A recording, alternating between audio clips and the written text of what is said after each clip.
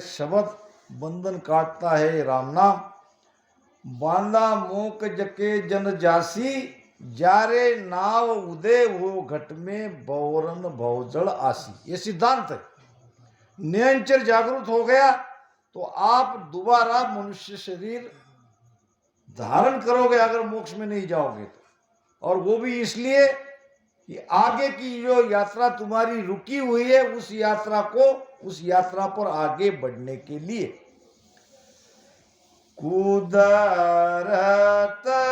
कला नाव की जागे, कुदरत कला नाव की जागे, नियंचन माही केवल बीज असल वो संतो, केवल बीज असल वो संतो, और पावन काई बांधा मोक के जन जासी, बांधा मोक के जन जासी। अब नाम क्या है, किसको कहे नाम, और वो नाम बीज किसका है। संसार में दो बीज है, एक है माया का, एक है केवल का, यानी ब्रह्म का। ब्रह्म का बीज संसार में एक ही है और माया के बीज अनेक है। ब्रह्म का शब्द एक ही है और माया के शब्द अनेक है। अब माया के शब्द कौन कौन से हैं? 52 अक्षर का कोई भी नाम माया का है, नियंचर नहीं है। श्वासा के आधार से ले रहे हैं वो कोई भी नाम माया का है। ओम सोम सासा हो और तालग जम का बासा हो। ओम सोम में अगर हम नाम रटन कर रहे हैं तो वो केवल का नाम नहीं है, वो माया का नाम है।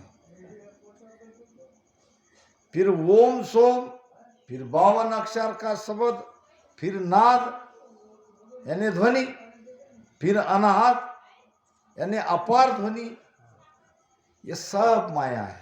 नाद अनाद जिंग सो सोहम, सब ब्रह्म माया होई, यहाँ लग कथे बके सोई ज्ञानी, तापद लख्यो न कोई। ये सब माया ब्रह्म का खेल है, ये नियंचर नहीं है। अब नियंचर क्या है? नियंचर ही सत्शब्द है। फिर अब सत्शब्द क्या है? महाराज ने एक भजन में इसका निर्णय किया है। सत सत कहे तिको सत आहे, सत सत कहे तिको सत आहे, नियंचर सुन होई, नियंचर सुन होई बांधा, कुदरत कला कहे सो आहे, कुदरत कला कहे सो आहे, निरक परक लो सोई, निरक परक लो सोई बांधा, और सकल पिसतासी बांधा, और सकल पिसतासी बांधा, और सकल पिसतासी, और सकल पिसतासी बांधा, मेरी शरण हंस जो आवे, मेरी शरण हंस जो आवे, से आनंद पद पासी, और सकल पिसतासी बांधा। सत्य क्या है, न्यायचर क्या है, कुदरत कला क्या है, तो ये तीनों एक ही है। सत्य ही न्यायचर है, न्यायचर ही सत्य है। अब कहने के लिए उसको शब्द कहा है, वास्तव में ये शब्द नहीं है, ये अक्षर में नहीं है, ये बोलने में नहीं आता है, ये कहने में नहीं आता है, ये केवल अनुभव कर सकते हैं। जैसा गूंगा गुड़ खाता है तो गूंगा कहेगा क्या गुड़ कैसा है, उसकी स्वाद कैसी है। अगर किसी गूंगे को आपने पूछा कि भाई गुड़ का स्वाद क्या है, तो वो क्या कहेगा, वो कहेगा नहीं, कह नहीं सकते, मगर उसके चेहरे पे दिखाई देगा आपको, वो खुशी होगा, मस्त ऐसे कुछ नहीं इशारे करेगा। तो सत्य अनुभव किया जाता है, सत्य जबान पे नहीं ला सकते, सत्य का वर्णन नहीं होता है, सत्य लिखने में नहीं आता है। ये सत्य ही न्यायचर है, और कुदरत कला भी यही है। जिसको हम कुदरत कला कह रहे हैं, ये न्यायचर ही कुदरत कला है। सत सत कहे तिको सत आहे, न्यायचर सुन होई, कुदरत कला कहे सो आहे, निरख परख लो। इसको आपको निरखना पड़ेगा, परखना पड़ेगा, ये बताया नहीं जाएगा, ये प्रकट कराया जाएगा। इस श्वासोश्वास में जो राम राम प्रेम से अगर करते हैं, विश्वास के साथ करते हैं, तो सदगुरु कृपा से ये न्यायचर घट में जगेगा। महाराज फरमाते हैं, कुदरत कला नाव की जागे न्यायचर तन माई, और केवल बीज असल वो संतो और उपावन खाई। यह है असली बीज। ये कुदरत कला जग गई, ये न्यायचर तुम्हारे घट में जग गया, तो आपके अंदर ये केवल पद में जाने का बीज अंकुरित हो गया। अब धीरे धीरे आप शब्द के साथ सुरती की यात्रा आपकी बढ़ेगी। कबीर साहब कहते हैं, सुरती पसी संसार में ताते रह गयो दूर, और सुरती बांध स्थिर करो आटो पहर हुजूर। अब ये सुरती ऐसे नहीं बंधी जाती है, ये सुरती संसार में फंसी हुई है। सुरती मन के साथ है, सुरती मन का साथ तब छोड़ेगी जब ये न्यायचर जगेगा, जब ये शब्द जगेगा। तो यही केवल का बीज है, और दूसरा कोई उपाय नहीं है मोक्ष में जाने के लिए। उपाय कई प्रकार के हैं, मगर ये सब माया ब्रह्म तक के लिए है। सत्स्वरूप आनंद पद में जाने के लिए एक ही उपाय है, और ये है कुदरत कला जागृत करना। जाग्यो नाव तन थर हरियो, जाग्यो नाव तन थर हरियो, जद तद केवल पासी, लाखा गुना खून पड़ जावे, लाखा गुना खून पड़ जावे, तोई मीन का दे आसी, बांधा मुख जके जन जासी, बांधा मुख जके जन जासी।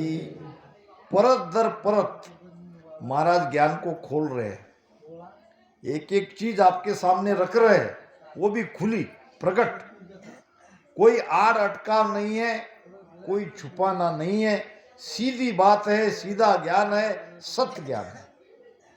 पहले कहा कि मोक्ष में कौन जाएंगे, तो जिसके घट में नाम जगेगा। अब नाम क्या है? नाम है सत्सबद। सत्सबद क्या है? कुदरत कला। अब इसको तुम केवल बीज यही है। अब कैसे समझे कि हमारे घट में जो नाम जगा है ये नियंचर है कि ये कोई और नाम है? तो इसका प्रमाण दे रहे हैं।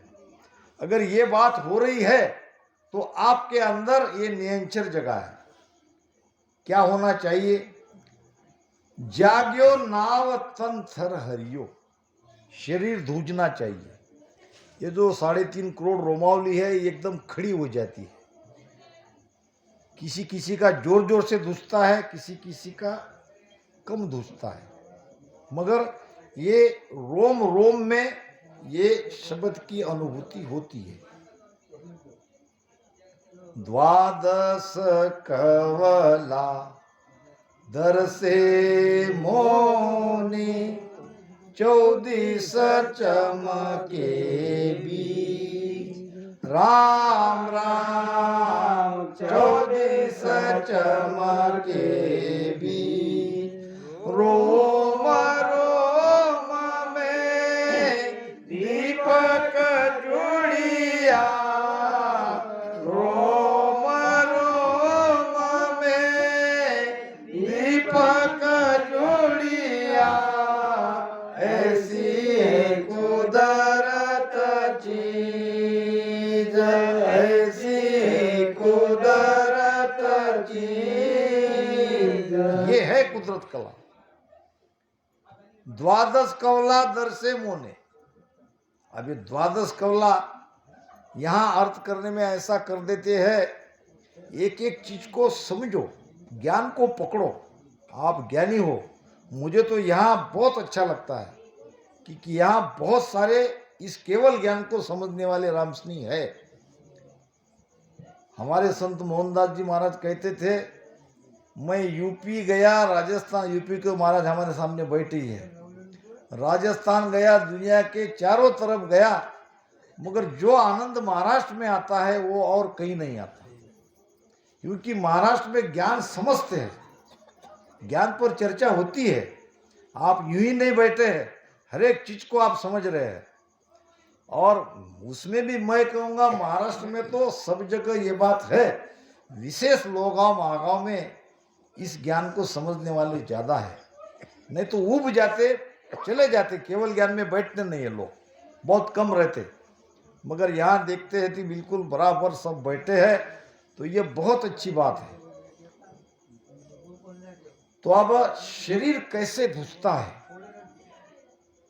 एकाएक हमारे सामने सर्प आ गया, हमारी नजर नहीं है, और एकदम हमको दिख गया, फिर क्या होता है? तुम्हारे रोम रोम में थरथराहट होती कि नहीं? बस यही नियंचर जागृति के लक्षण है। मैं पक्का आपको प्रमाण बता रहा हूं। अब कोई कोई जोर से घुसता है, बुखार आता है, तो उसका प्रमाण 2 तरह से हमको मिलता है। बुखार आता ही है, हम देखते हैं हर एक परिवार में किसी को बुखार आता हुआ भी देखा है, और हमको भी आया होगा। तो कोई कोई बुखार सहन करता है, ज्यादा चिल्लाता नहीं है, और किसी को सहा नहीं जाता, और वो बहुत जोर से चिल्लाता है, अरे मर गया, अरे क्या करूं। कोई कोई सहता है, कोई कोई सह नहीं करता। नेंचर भी इसी प्रकार में है। किसी किसी का शरीर जोर जोर से धुसता है, किसी किसी के रोम रोम अंदर से यानी थरथराहट होती है। जूतन काप्यो ठंड सूरे, प्रगट छाणो नाय। जूतन काप्यो ठंड सूरे, प्रगट छाणो नाय। के सुख देवा सब सांभळो रे, शब्द लग्यो उरमाय। दिन टेकीर पाहुई रे नितर भूला जाय या दिन टेकीर पाहुई रे नितर भूला जाय। जूतन कापे ठंड सूरे, ये एक और प्रमाण दे रहे महाराज। ठंडी में जैसा शरीर हमारा कांपता है, धूजता है, ये बात प्रकट है, ये तो छिपी हुई नहीं है। जब तक हम कुछ ऊपर से ओढ़ते नहीं या आग के पास नहीं बैठते, ये जो थरथराहट है ये बंद नहीं होती, कम नहीं होती। इसी प्रकार ये शब्द से शरीर धूजता है। इसी महागांव में 2-3 साल पहले, नहीं जादव साहब, हमारी संगीता बाई की यहाँ सत्संग थी और बाद में भजन करना था। तो वहाँ भजन में वो बाई आई थी अकोला की, देखा होगा आपने। इतना शरीर उसका धूज रहा था, इतना और भी 2-3 बाया थी, उनका भी शरीर धूज रहा था। मगर उनके मिस्टर आ गए, वो मधुकर राव जी पवार, और वो चिल्लाने लगे, ये क्या कर दिया? बोले ये क्या भानामती लगा दी, ये क्या हुआ? बोले उठाओ, बोले नहीं जमता, बोले मुझे। हमारे जादव साहब ने समझाया उनको कि भाई ये भजन लगा है, अब इसमें तुम इनको तकलीफ मत दो, भजन करने दो। फिर बड़ी मुश्किल से वो माना। ये शब्द लगने के बाद ये स्थिति होती है। और ऐसे जहाँ कोई भजन करने वाले को नियंत्रण जगह है, उसका शरीर धूज रहा है, वहाँ अगर आप बैठ गए भजन करने को, तो वो ऊर्जा आपको भी उसका लाभ मिलता है। ये मैंने कई जगह, हमारे यूपी में महाराज जी साथ में रहते मेरे, कई जगह हमने ये प्रयोग किया है। एक को भजन लगा तो दूसरे को लगेगा, तीसरे को लगेगा, कि पूरी लाइन हो जाती है ऐसी। तो कहने का मतलब ये महाराज की सत्ता का प्रभाव है, न कोई हमारे अंदर वो पावर है। गुरु महाराज की सत्ता ही, हम सब सत्ता के शरण में है। तो जाग्यो नाव तन थर हरियो। अब ये हो गया तो क्या कह रहे महाराज? जद तद शब्द पे ध्यान दो। जद तद का मतलब जब कब, अभी नहीं। जब जाना हो तब मोक्ष में ही जाओगे, दूसरे कहीं नहीं जाओगे। न वैकुंठ में जाओगे, न स्वर्ग में जाओगे, न 3 लोक में रहोगे, न कोई माया के लोक में जाओगे। जद तद, जब कभी जाना होगा, शरीर छूटने के बाद आप केवल में ही जाओगे, आप सत्स्वरूप आनंद पद में ही जाओगे। लाखा गुना खून पड़ जाए, इसके पहले, शब्द जगने के बाद नहीं, इसके पहले आपके हमारे हाथों से लाखों कर्म हमारे हो गए हो, हमने लाख गुना किया हो, यहाँ तक कि किसी को मार भी दिया हो, तो ये हमारे कर्म मोक्ष में जाने के लिए आड़े नहीं आते, अगर नियंचर जगह है तो। नियंचर जगने के बाद हमारे पिछले कर्म को देखा नहीं जाता। नियंचर जगने के बाद तो वो बुरे कर्म करेगा ही नहीं। पहले वाले कर्म को ये सत्ता जो है, ये जो कृपा है, ये कृपा पहले वाले कर्म को नहीं देखती। वो तो भाव देखती है, वो तो प्रेम देखती है, वो तो आपका समर्पण देखती है। आप किस तरह से इस राम नाम को समर्पित हो, किस तरह से आप सदगुरु के सामने सन्मुख हो, आपका भाव क्या है, आपका विश्वास देखती है। और तब मेहर होती है, और मेहर होने के बाद ये नाम जगता है। और नाम जगने के बाद आपने पिछले कितने भी युगों के जो कर्म होंगे, वो कर्म को देखा नहीं जाएगा। लाखा गुना खून पड़ जाए तो ही मिनका देह आसी। कितने भी बुरे से बुरे, पापी से पापी क्यों न हो, अगर आपके अंदर कुदरत कला जगी है, तो ये आपके पाप, आपके बुरे कर्म दोबारा मनुष्य जन्म पाने के लिए आड़े नहीं आएंगे। नहीं तो ये पाप ही हमको बार बार आड़ा आता है। दरिया साहब नहीं कहते ऐसे, अगर ये पाप कितना खतरनाक है। दर्शन आड़ा सहस्त्र पाप, परसन आड़ा लाख, और सुमिरन आड़ा करोड़ पाप है, जन दरिया की साख। ये हमारे पाप तो हमें आड़े नहीं आते, ये दर्शन, परसन, सुमिरन, तीनों चीजों क्या है, सत्संग में जाने ही नहीं देते हमारे कर्म। हजारों पाप में से कोई ना कोई पाप बीच में खड़ा होता है और हमको सत्संग से अलग कर देता है, सत्संग में जाने नहीं देता, सत्संग चली जाती है, छूट जाती है। कोई न कोई व्यत्यय आता है, कोई न कोई विघ्न आता है, कोई न कोई काम बीच में आना आता है और हम रुक जाते हैं। ये हमारे पूर्व के कर्म आड़े आए। अब कोई मर गया नजदीक का और उसी दिन उनको जाना पड़ेगा वहां, तो सत्संग छूट गई। हम समझने में ये नहीं समझते कि भाई हमारा कोई रिश्तेदार मर गया उसलिए जा गए हम, नहीं नहीं, हमारे आपके पाप कोई न कोई आड़े आए, उसी समय उसको मरना था, उसी समय किसी का एक्सीडेंट होना था, उसी समय मेहमान आना था। ये कोई न कोई हमारे कर्म आड़े आते हैं, तब ये संयोग होता है, नहीं तो नहीं होता है। और पर्सन कहते हैं ज्ञान सुनना, सत्संग में जाके भी ज्ञान सुनना, यह भी बहुत बड़ी उपलब्धि है। यहां भी कई प्रकार के कर्म आते हैं, ज्ञान सुनने नहीं देते, मन भटकाता है, नहीं तो वो प्रवचन करने वाले प्रवक्ता के भाव ही नहीं आता, फिर वो जो ज्ञान देता है वो सुनना नहीं चाहता अंदर से। ये सब हमारे कर्म आड़े आने का है। और सुमिरन में तो करोड़ों पाप आड़े आता है, भजन नहीं होने देते हैं। तो ये मोक्ष में जाने के लिए हमारे पूर्व के सारे पाप कितने भी क्यों न हो, दोबारा मनुष्य जन्म मिलेगा मिलेगा मिलेगा, क्योंकि महाराज के ये अटल वचन है, लाखा गुना खून पड़ जाए तो ही मिनका देह आसी। मिनका देह क्यों मिलेगा? एक जन्म में स्थिति पूरी नहीं हुई, ये भीतर के सारे चक्रों का, सारे कमलों का छेदन एक जन्म में नहीं हुआ। दोबारा आगे की यात्रा करने के लिए, मान लो कि हम पूर्व के 6 कमल छेदन कर दिए, पीछम का रास्ता खुल गया, शरीर छूट गया, दूसरे जन्म में क्या होगा?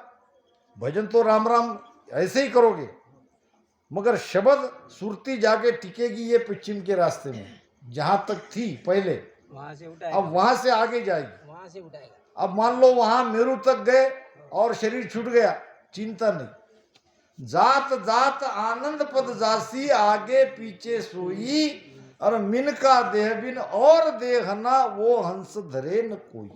ये नियंचर का प्रभाव है, ये ताकत है उसकी कि वो दोबारा हमको मनुष्य जन्म में ही लाएगा, और वो भी उच्च कुल में, राम स्नेही परिवार में, जहाँ सत्संग है, जहाँ ये ज्ञान चल रहा है, वहीं जन्म होगा। कितना बेनिफिट एक शब्द जगने से। तो पहले शब्द जगाओ, येन केन प्रकारे। अगर नहीं जगाए, ये सारे लक्षण हमारे अंदर नहीं है, तो चुपचाप मत बैठो, समय बहुत कीमती है। नेचर जगा लो, आधा काम आपका हो गया। फिर वो सत्ता है, फिर वो महाराज का बिरद है, वो आपको मोक्ष में ले बिगर नहीं छोड़ेगा, क्योंकि वो फांसी है। अब चाहे जानबूझ कर लो या समझ कर लो, एक बार फांसी लग गई तो पत्थर बांध के कोई कुएं में कूदता है तो पत्थर तो उसको डुबोएगा। अब जो कोई ये भक्ति में आएगा, सासोसास में राम राम करेगा और विश्वास के साथ, प्रेम के साथ करेगा, उसके घट में नाम जगेगा ही जगेगा। और नाम जगने के बाद उसको मोक्ष में जाना ही जाना है, उसकी इच्छा हो न हो, ऐसा तो हो ही नहीं सकता। नियंचर जगने के बाद वो उस लाइन में चला जाता है। जप तप नेम भगत नो ध्यान, जप तप नेम भगत नो ध्यान, ओम सोम माई मायाली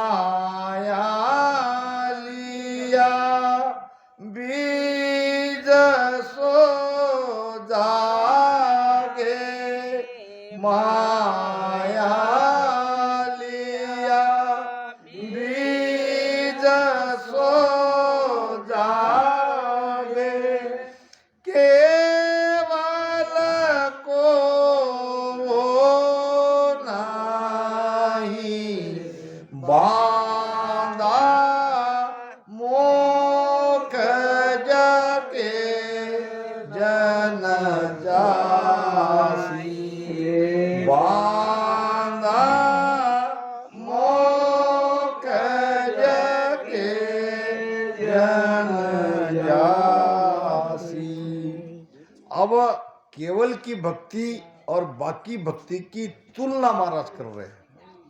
भक्ति तो और भी कई प्रकार की है और सभी भक्ति फलदायी है, निष्फल भक्ति कोई नहीं है। महाराज ने कहा है भक्ति करे सो धन्य है, भक्ति करने वाले धन्य है। चाहे 3 लोक की भक्ति करो, चाहे केवल पद की भक्ति करो, कर तो रहे, अपने जीवन में सुधार लाना तो चाह रहे हैं। तो महाराज कह रहे हैं कि कोई जप कर रहा है और कोई तप कर रहा है। जप क्या और तप क्या? किसी भी नाम का जप, नाम का उच्चारण, नाम का स्मरण, यह है जप। और तप यानी शरीर को कष्ट देना, यह है तप। जप तप नेम भक्त नवद्यासु, और नवद्या भक्ति है भगवान विष्णु तक की वैकुंठ के पहुंचाने वाली। ये 9 प्रकार की भक्ति है। श्रवण, कीर्तन, अर्चन, ये सब 9 प्रकार की भक्ति नवद्या भक्ति है। अब ये नवद्या भक्ति में भी मंत्र है। अब ये मंत्र है ओम सोम के आधार से, श्वासा के आधार से। कोई सोहम श्वासा से करते हैं तो कोई उच्चारण करते हैं। ओम सोम से आधार से नवद्या भक्ति के किसी भी शब्द का जप करते हो और शरीर को तपाते हो, गलाते हो, तो महाराज क्या कहते हैं कि बीज यहां भी जगेगा, शब्द यहां भी जगेगा, मगर वो शब्द कौन सा है, वो बीज कौन सा है? माया लिया बीज सो जागे, केवल को वो नहीं। वो माया का बीज है, वो आपको फल देगी, वो आपको 3 लोक का सुख देगी। ये माया का फल देने वाली भक्ति है, ये मोक्ष में ले जाने वाली भक्ति नहीं है। राजा पीपा थे, पीपा राजा देवी के भगत थे, देवी उनकी इष्ट थी, और पीपा राजा के जैसा कोई सगुन उपासक नहीं था, क्योंकि और तो केवल मूर्ति की पूजा करते हैं और पूजा करके नैवेद्य चढ़ा के जाते हैं, और जो भी मांगना है मूर्ति के सामने मांगते हैं। अब वो मिलेगी नहीं मिलेगी ये बात अलग है, ये भाव का है, विश्वास की बात है। मगर पीपा राजा के साथ ऐसा नहीं था। देवी साक्षात उसके सामने खड़ी रहती थी, उनसे वार्तालाप करती थी, कहती थी मांगो क्या चाहिए, और जो मांगता था राजा वो उसको देती थी। तो ये पीपा राजा के इष्ट जो देवी थी वो सगुण रूप में साकार में उसको दर्शन देती थी, उसका नैवेद्य लेती थी। महाराज ने वाणी में उसका प्रमाण दिया है। पीपासु हाजिर होय रेती, पीपासु हाजिर होय रेती, सन्मुख दर्शन देती, सन्मुख दर्शन देती, जे जे जाय मिल्या पद माई, जे जे जाय मिल्या पद माई, उनकी नकल युग में नाई, उनकी नकल युग में नाई, जे जे जाय मिल्या पद माई। पीपासु हाजिर वह रहती और सन्मुख आ दर्शन देती। देवी साक्षात सन्मुख आके उनके सामने खड़ी रहती। मगर पीपा राजा को देवी की भक्ति छोड़नी पड़ी। क्यों छोड़नी पड़ी? जब भाग्य जागृत होता है तब संत अनायास आ जाते हैं। पीपा राजा का भाग्य जागृत हो गया और कबीर साहब उनके साथ और भी कुछ संत वहां उनके घर में पधारे और शाम को भोजन तैयार किया। और भोजन तैयार करने के बाद थाली लेके नैवेद्य लेके राजा पीपा गया देवी के पास और नैवेद्य चढ़ा के आया और संतों को कहा कि जिमो। संत कहने लगे हम झूठा भोजन नहीं जिमते, आपने देवी को चढ़ा के आया है तो ये हमारे लिए वर्ज्य है, हम गुरुमुखी है और जब तक हम हमारे गुरु के भोग लगाते नहीं, गुरु के भोग लगाया हुआ भोजन हम तभी जिमेंगे। तो क्या तुम्हारे गुरु मेरी देवी से भी ऊंचे हैं? संतों ने कहा भाई हम क्या कहे, आपके तो सन्मुख देवी आती है, आपसे वार्तालाप करती है, आप खुद ही देवी को जाके पूछ लो। पीपा राजा गया देवी के पास, माते आपको चढ़ाया हुआ प्रसाद मेरे यहाँ आए हुए संत नहीं जिम रहे, क्या वो संत आपसे बड़े हुए? देवी ने कहा बिल्कुल बड़े हैं, वो मेरे से बड़े हैं, वो ऊंचे पद पे जा रहे हैं, ऊंचे पद की भक्ति कर रही है और वो पद मुझसे ऊंचा है, नियम से उनका बराबर है। फिर राजा कहने लगा फिर मेरा क्या, मैंने तो सारा जीवन तुम्हारी भक्ति में लगाया। तो देवी कहने लगी पीपा राजा, इस शरीर से तुमने मेरी भक्ति करी है, इस शरीर के लिए क्या चाहिए मांगो, मैं तुम्हें अभी देने के लिए तैयार हूं। मगर मोक्ष के दाता तो वो संत है, वो चौथे पद की भक्ति कर रहे हैं, तीन लोक में जो भी सुख चाहिए मैं एक पल में तुम्हें देती हूं। फिर पीपा राजा ने कहा अगर मुझे मोक्ष चाहिए तो मैं नहीं दे सकती। तो माता के कहने से राजा पीपा ने देवी की भक्ति करनी छोड़ दी। महाराज ने कहा है कि राजा पीपासु हाजिर हुए रहती और सन्मुख आ दर्शन देती। सरगुण सेवा मोख जो पावे, सरगुण सेवा मोख जो पावे।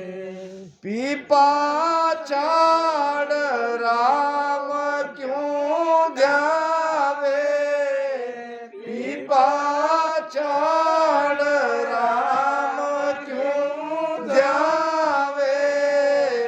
जे जे जाय मिल्या पद माई, जे जे जाय मिल्या पद माई। सगुण भक्ति की उपासना करने से मोक्ष प्राप्ति हो जाती तो पीपा राजा की हो जाती, जो कि हुई नहीं।